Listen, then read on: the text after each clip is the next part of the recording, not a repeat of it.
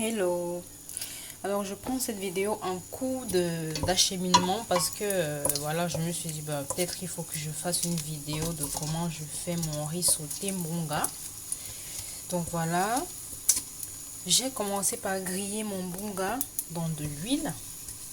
Donc là je retire, vous voyez, hein, parce que voilà, j'ai fait un essai de vidéo et puis les gens m'ont demandé d'être plus explicite, d'être plus en action, d'être plus présente dans mes vidéos, de ne pas mettre juste des vidéos illustratives. Donc voilà, je vais essayer. Hein? À côté, j'ai fait oignons et tomates ici que je vais mettre. Donc je vais pas compliquer beaucoup. Hein. Donc j'ai apprêté ail et puis oignons et tomates.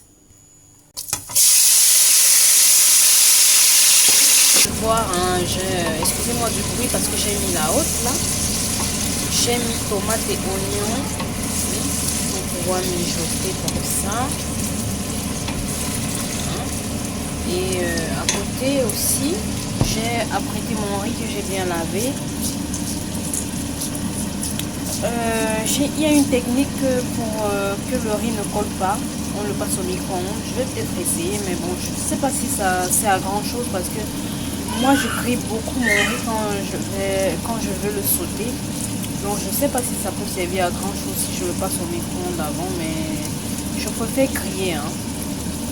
Je ferai une autre vidéo dans laquelle je montrerai cette technique où on passe le riz au micro-ondes avant.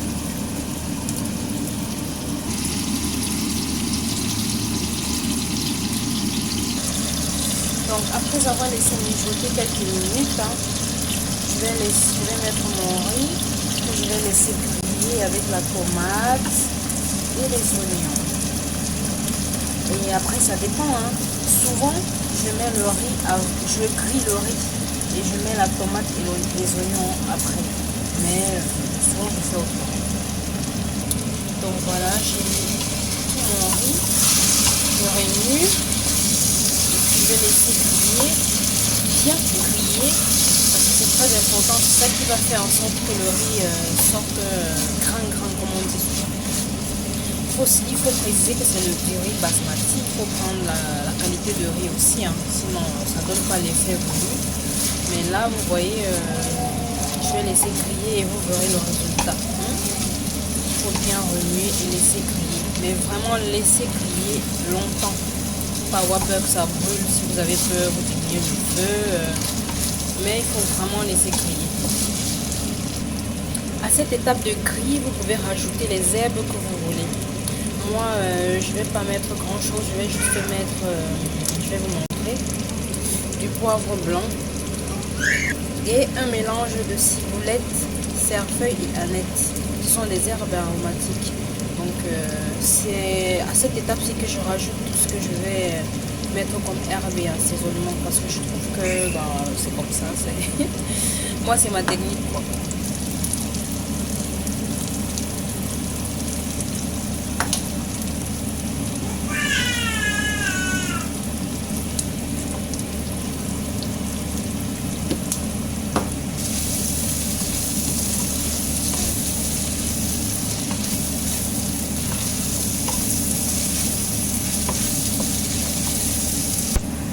Quand je dis laisser griller, c'est vraiment laisser griller quoi. Donc, vous voyez que l'aspect change déjà. Hein. Ça se sépare. Je trouve pas d'autre mot. Ça se sépare au fur et à mesure. Oups.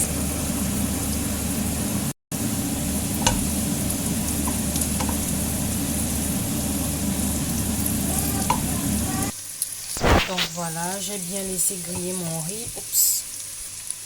Et là, vous voyez comment l'aspect est vraiment beau quoi. C'est à cette étape-ci que si vous avez des bouillons de poulet, de viande, vous pouvez rajouter. Moi, je vais rajouter tout simplement de l'eau.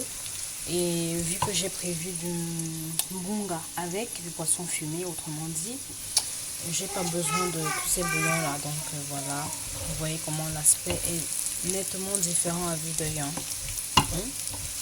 Faut vraiment laisser griller. Hein. Vraiment laisser griller. Autrement, vous pouvez passer au micro-ondes quelques minutes, mais bon, je sais pas. J'ai vu, que certains le font comme ça, mais bon, moi, je fais comme ceci souvent aussi, très souvent même. Donc, voilà. Donc à cette étape-ci, j'ai salé, j'ai rajouté mon ail écrasé et je vais rajouter maintenant le mbunga. Et ça c'est la tête d'une sorte de poisson fumé que j'avais gardé. Quand je vais rajouter pour que c'est du goût. Voilà. Voilà. Et je tiens à préciser que plus tu grilles, plus tu n'as pas besoin de mettre trop d'eau pour que ça cuise. Là, j'ai mis juste un peu, comme vous pouvez voir, au ras. Parce que j'ai tellement grillé que c'est presque cuit, quoi. Donc, voilà.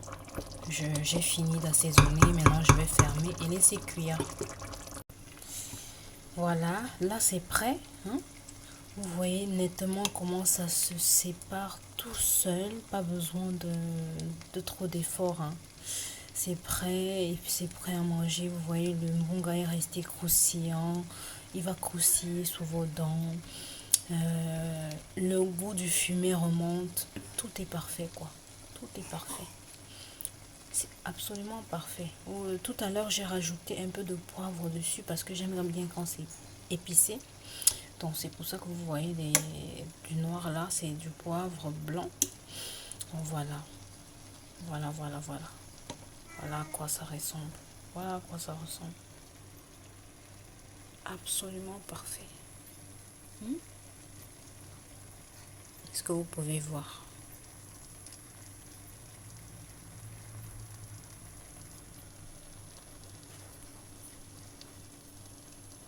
Donc, voilà.